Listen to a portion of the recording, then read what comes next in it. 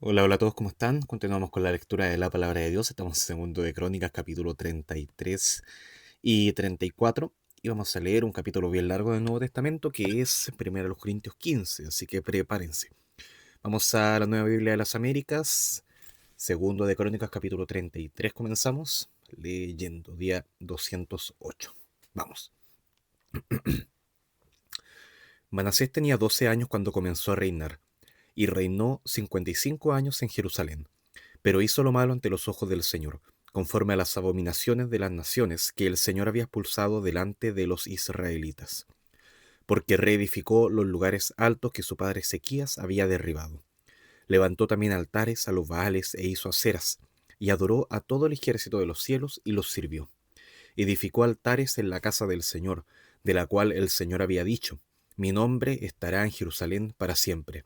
Edificó altares a todo el ejército de los cielos, en los dos atrios de la casa del Señor. Además, Manasés hizo pasar por el fuego a sus hijos en el valle de Ben Hinnom. Practicó la hechicería, usó la adivinación, practicó la brujería y trató con adivinos y espiritistas. Hizo mucho mal ante los ojos del Señor, provocándolo a ira.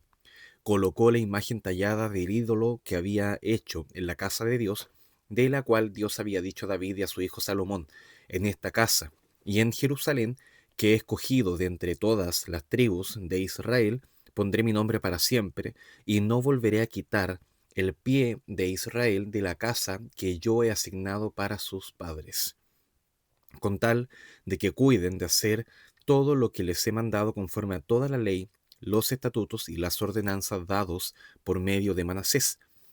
Así Manasés hizo extraviar a Judá y a los habitantes de Jerusalén para que hicieran lo malo, más que las naciones que el Señor había destruido delante de los israelitas. El Señor habló a Manasés y a su pueblo, pero ellos no hicieron caso. Por eso el Señor hizo venir contra ellos a los capitanes del ejército del rey de Asiria, que capturaron a Manasés con garfios, lo ataron con cadenas de bronce y lo llevaron a Babilonia. Cuando estaba en angustia, Manasés imploró al Señor su Dios y se humilló grandemente delante del Dios de sus padres. Y cuando él oró a Dios, Dios se conmovió por su ruego, oyó su súplica y lo trajo de nuevo a Jerusalén, a su reino. Entonces Manasés reconoció que el Señor era Dios.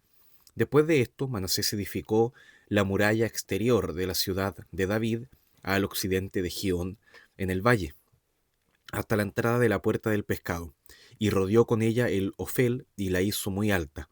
Entonces puso capitanes del ejército en todas las ciudades fortificadas de Judá. También quitó los dioses extranjeros y el ídolo de la casa del Señor, así como todos los altares que había edificado en el monte de la casa del Señor y en Jerusalén, y los arrojó fuera de la ciudad. Reparó el altar del Señor y sacrificó sobre él ofrendas de paz y ofrendas de gratitud, y ordenó a Judá que sirviera al Señor, Dios de Israel. Sin embargo, el pueblo aún sacrificaba en los lugares altos, aunque solo al Señor su Dios. Los demás hechos de Manasés y su oración a su Dios, y las palabras de los videntes que le hablaron en el nombre del Señor, Dios de Israel, están en los registros de los reyes de Israel. También su oración, cómo fue oído, todo su pecado y su infidelidad, y los sitios donde edificó lugares altos y levantó las aceras y las imágenes talladas antes de humillarse, están escritos en los registros de los Osai. Manasés durmió con sus padres y los sepultaron en su casa, y su hijo Amón reinó en su lugar. Amón tenía 22 años cuando comenzó a reinar, y reinó 2 años en Jerusalén, pero hizo lo malo ante los ojos del Señor, como había hecho su padre Manasés. Amón ofreció sacrificios a todas las imágenes talladas de que su padre Manasés había hecho, y las sirvió. Además, no se humilló delante del Señor como su padre Manasés se había humillado, sino que Amón aumentó su culpa, y conspiraron contra él sus siervos, y le dieron muerte en su casa. Pero el pueblo del país mató a todos los que habían conspirado contra el rey Amón, y en su lugar el pueblo del país hizo rey a su hijo Josías. Segundo de Crónicas capítulo 34. Josías tenía 8 años cuando comenzó a reinar, y reinó 31 años en Jerusalén. Él hizo lo recto ante los ojos del Señor y anduvo en los caminos de su padre David. No se apartó ni a la derecha ni a la izquierda, porque en el 8.º año de su reinado, siendo aún joven, comenzó a buscar al Dios de su padre David, y en el año 12 empezó a purificar a Judá y a Jerusalén de los lugares altos, de las aceras, de las imágenes talladas y de las imágenes fundidas, y derribaron en su presencia los altares de los Baales. Destrozó los altares del incienso que estaban puestos en alto, encima de ellos. Despedazó también las aceras, las imágenes talladas y las imágenes fundidas, y las redujo a polvo, que esparció sobre las sepulturas de los que le habían ofrecido sacrificios. Entonces quemó los huesos de los sacerdotes sobre sus altares y purificó a Judá y a Jerusalén, en las ciudades de Manasés, Efraín, Simeón y hasta en Neftalí, y en sus ruinas alrededor. Derribó también los altares y redujo a polvo las aceras y las imágenes talladas, y destrozó todos los altares de incienso por todas las tierras de Israel. Después regresó a Jerusalén. En el año 18 de su reinado, cuando terminó de purificar el país y la casa, Josías envió a Safán, hijo de Azalía, y a Maasías, un oficial de la ciudad, y a Joa, hijo de Joacás, escriba, para que repararan la casa del Señor su Dios. Ellos vinieron al sumo sacerdote Hilcías y le entregaron el dinero que había traído a la casa de Dios, y que los levitas, guardianes del umbral, habían recogido de Manasés y de Efraín, y de todo el remanente de Israel, y de todo Judá y Benjamín, y de los habitantes de Jerusalén. Entonces entregaron el dinero en las manos de los obreros que estaban encargados de la casa del Señor, y los obreros que trabajaban en la casa del Señor lo usaron para restaurar y reparar la casa. Ellos a su vez les dieron dinero a los carpinteros y a los constructores para comprar piedra de cantería y madera para las uniones, y hacer vigas para los edificios de los reyes que los reyes de Judá habían dejado que se arruinaran. Los hombres hicieron el trabajo fielmente, con estos capataces sobre ellos para dirigirlos: Jaaz y Abdías, levitas de los hijos de Merari, y Zacarías y Mesulam, de los hijos de Coat y de los levitas, todos los que eran hábiles con instrumentos musicales. Ellos también estaban sobre los cargadores y dirigían, de trabajo en trabajo, a todos los que hacían la obra.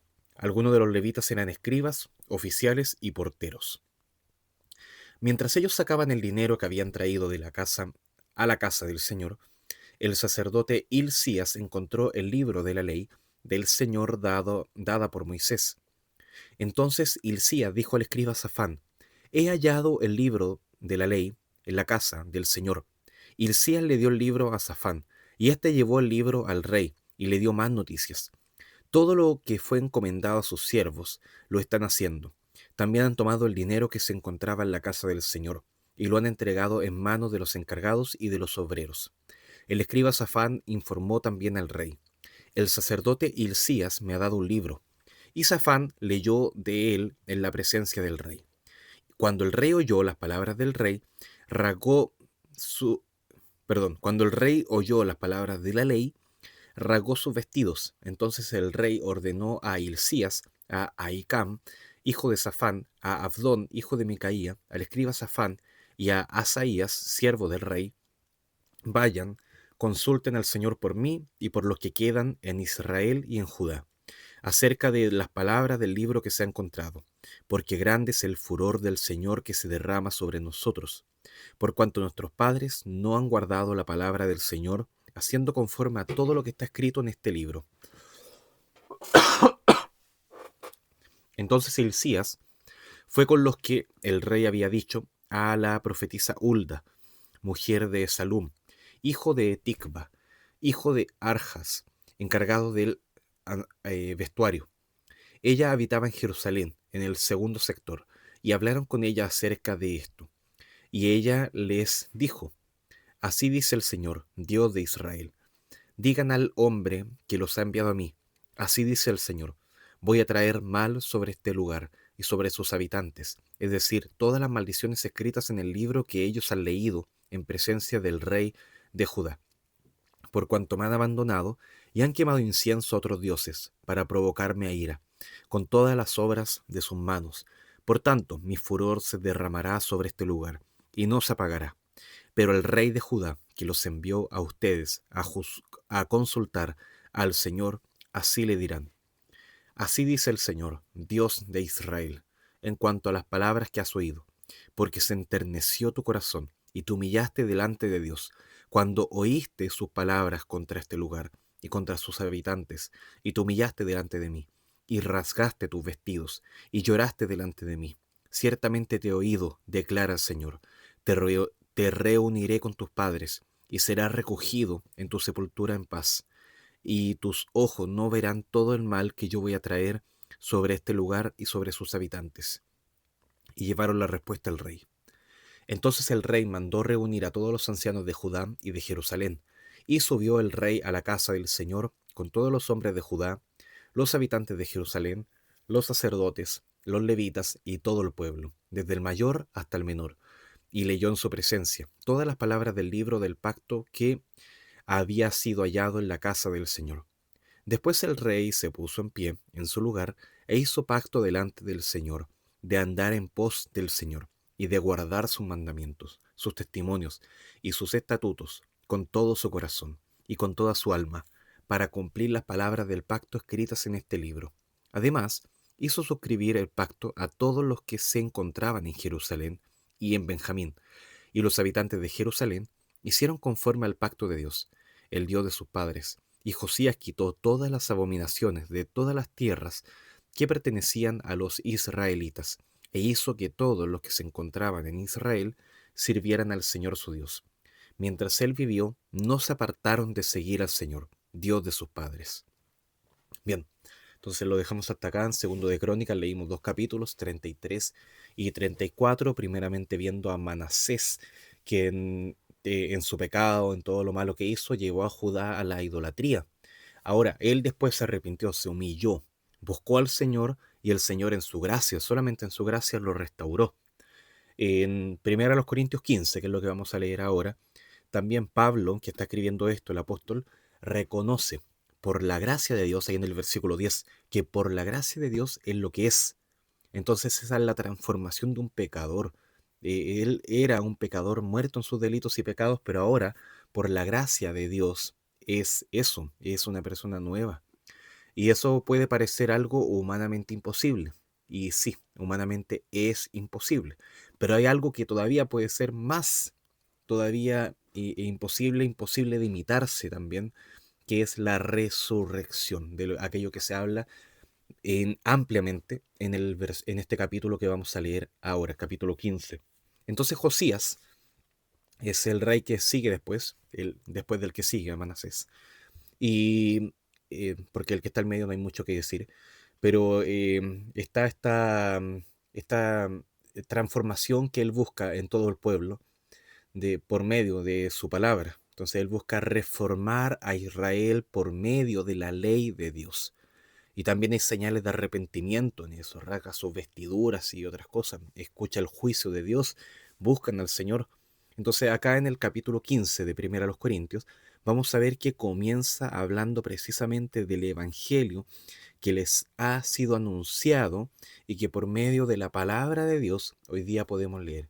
Entonces, así como el pueblo con Josías buscó acercarse más a la palabra, también nosotros tenemos que ir a este evangelio que nos ha sido predicado y leerlo con gozo. Vamos a leer primero a los Corintios 15, que dice así: Ahora les hago saber, hermanos, el evangelio que les prediqué, el cual también ustedes recibieron, en el cual también están firmes, por lo cual también son salvos, si retienen la palabra que les prediqué, a no ser que hayan creído en vano. Porque yo les entregué en primer lugar lo mismo que recibí, que Cristo murió por nuestros pecados conforme a las Escrituras, que fue sepultado y que resucitó al tercer día, conforme a las Escrituras, que se apareció a Cefas y después a los 12. Luego se apareció a más de 500 hermanos a la vez, la mayoría de los cuales viven aún, pero algunos ya duermen. Después se apareció Jacobo, luego a todos los apóstoles, y al último de todos, como a uno nacido fuera de tiempo, se me apareció también a mí, porque yo soy el más insignificante de los apóstoles, que no soy digno de ser llamado apóstol, pues perseguí a la iglesia de Dios. Pero por la gracia de Dios soy lo que soy, y su gracia para conmigo no resultó vana. Antes bien, he trabajado mucho más que todos ellos, aunque no yo, sino la gracia de Dios en mí. Sin embargo, haya sido yo o ellos, así predicamos y así creyeron ustedes. Ahora bien, si se predica que Cristo ha resucitado de entre los muertos, ¿cómo dicen algunos entre ustedes que no hay resurrección de muertos? Y si no hay resurrección de muertos, entonces ni siquiera Cristo ha resucitado. Y si Cristo no ha resucitado, vana es entonces nuestra predicación, y vana también la fe de ustedes. Aún más, somos hallados testigos falsos de Dios, porque hemos testificado contra Dios que Él resucitó a Cristo, a quien no resucitó, si en verdad los muertos no resucitan. Porque si los muertos no resucitan, entonces ni siquiera Cristo ha resucitado. Y si Cristo no ha resucitado, la fe de ustedes es falsa. Todavía están en sus pecados. Entonces también los que han dormido en Cristo están perdidos. Si hemos esperado en Cristo para esta vida, solamente somos de todos los hombres los más dignos de lástima. Pero ahora Cristo ha resucitado de entre los muertos, primicia de los que durmieron, porque ya que la muerte entró por un hombre, también por un hombre vino la resurrección de los muertos, porque así como en Adán todos mueren, también en Cristo todos serán vivificados, pero cada uno en su debido orden. Cristo, las primicias, luego los que son de Cristo en su venida. Entonces vendrá el fin, cuando Él entregue el reino al Dios y Padre después que haya terminado con todo dominio y toda autoridad y el poder, pues Cristo debe reinar hasta que haya puesto a todos sus enemigos debajo de sus pies. Y el último enemigo que será eliminado es la muerte, porque Dios ha puesto todo en sujeción bajo sus pies. Pero cuando dice que todas las cosas están sujetas a Él, es evidente que se exceptúa a aquel que ha sometido a Él todas las cosas. Y cuando todo haya sido sometido a Él, entonces también el Hijo mismo se sujetará a aquel que sujetó a Él todas las cosas, para que Dios sea todo en todos. De no ser así, ¿qué harán los que se bautizan por los muertos? Si de ninguna manera los muertos resucitan, ¿por qué entonces se bautizan por ellos? Y también, ¿por qué estamos en peligro toda hora? Les aseguro, hermanos, por la satisfacción que siento por ustedes en Cristo Jesús, nuestro Señor, que cada día estoy en peligro de muerte. Si por motivos humanos luché contra fieras en Éfeso, ¿de qué me aprovecha? Si los muertos no resucitan, comamos y bebamos, que mañana moriremos. No se dejen engañar, las malas compañías corrompen las buenas costumbres. Sean sobrios como conviene y dejen de pecar, porque algunos no tienen conocimiento de Dios. Para vergüenza de ustedes lo digo. Pero alguien dirá, ¿cómo resucitan los muertos? ¿Y con qué clase de cuerpo vienen? Necio. Lo que tú siembras no llega a tener vida si antes no muere. Y lo que siembras no siembras el cuerpo que nacerá, sino el grano desnudo, quizá de trigo o de alguna otra especie, pero Dios le da un cuerpo como Él quiso, y a cada semilla su propio cuerpo. No toda carne es la misma carne, sino que es una la de los hombres, otra la de las bestias, otra la de las aves, otra la de los peces. Hay asimismo cuerpos celestiales y cuerpos terrestres, pero la gloria del celestial es una, y la del terrestre es otra. Hay una gloria del sol, y otra gloria de la luna, y otra gloria de las estrellas, pues una estrella es distinta de otra estrella en gloria. Así es también la resurrección de los muertos. Se siembra un cuerpo corruptible, se resucita un cuerpo incorruptible. Se siembra en deshonra, se resucita en gloria. Se siembra en debilidad, se resucita en poder. Se siembra un cuerpo natural, se resucita un cuerpo espiritual. Si hay un cuerpo natural, hay también un cuerpo espiritual. Así también está escrito, el primer hombre, Adán, fue hecho alma viviente, el último Adán, espíritu que da vida. Sin embargo, el espiritual no es primero, sino el natural. Luego el espiritual, el primer hombre de la tierra, terrenal, el segundo hombre del cielo. Como es el terrenal, así son también los que son terrenales, y como es el celestial, así también los que son celestiales. Y tal como hemos traído la imagen del terrenal, traeremos también la imagen del celestial.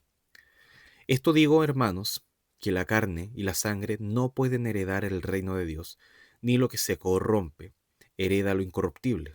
Así que les digo un misterio: no todos dormiremos, pero todos seremos transformados en un momento, en un abrir y cerrar de ojos, a la trompeta final. Pues la trompeta sonará, y los muertos resucitarán incorruptibles, y nosotros seremos transformados.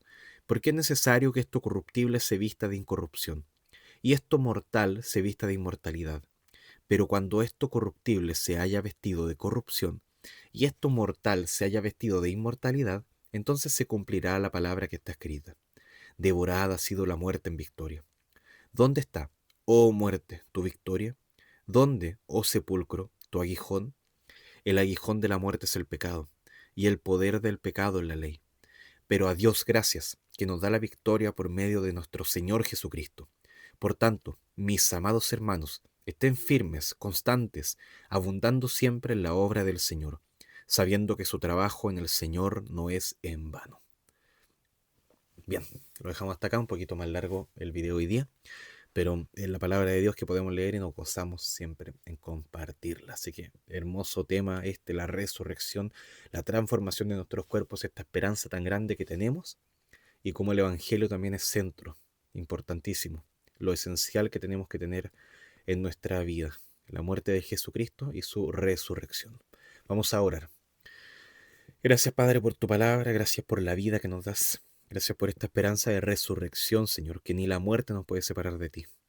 Gracias, Padre, por esta esperanza futura, que sabemos, Padre Santo, que las cosas que están acá no son todo lo que tenemos, Señor, sino que hay algo más prometido. Y primeramente estás tú, Señor. Y gracias, Padre Santo, por esa hermosa y bendita esperanza que tenemos en ti. Oramos en el nombre de Jesús. Amén.